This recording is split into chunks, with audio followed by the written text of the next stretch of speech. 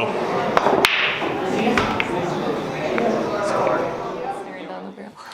So the changes are really twofold. The first is that in order to create more desirable space in the huddle, which really means offering something new and addressing some flow concerns with the space itself. And the Siverson then, as we've kind of evolved our discussion of this, becomes a coffee shop. A more traditional coffee shop, a little bit like what you'd find off campus at a Caribou or a Starbucks.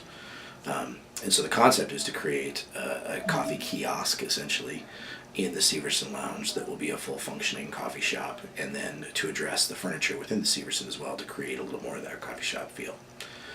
The huddle itself then will remove that center cashier station and that large circular countertop, and then revamp the current prep area to be a serving area for what will become essentially two different stations. The first will be the more traditional grill like we've had, which will offer many of the same things.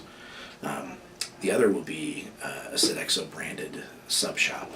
They call it the Sub Connection, but it's a lot like a Subway or something similar. So we have a budget right now that's allocated in order to make the renovation possible in terms of the coffee shop here in the Siverson, the grill, and then the sub shop in the huddle.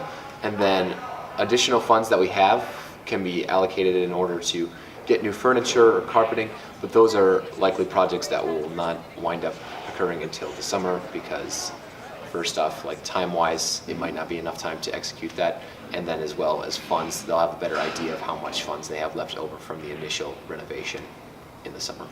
It's sponsored by Sodexo, so it's not something that's coming directly out of Augustana's budget, so it's going to have some positive effects in that regard, that the students aren't having to be affected in a negative way in order for this to occur.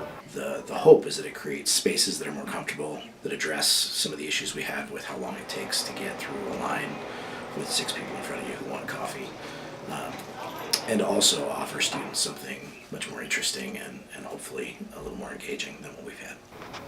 The new student union project isn't going to be taking effect for another 4 to 5 years, so this is going to be something that will be able to benefit students directly that are currently going to school here and that will be going to school here for another 3 to 4 years. We will now be able to distribute the number of students that are coming through the upstairs dining hall through a more even amount throughout the day.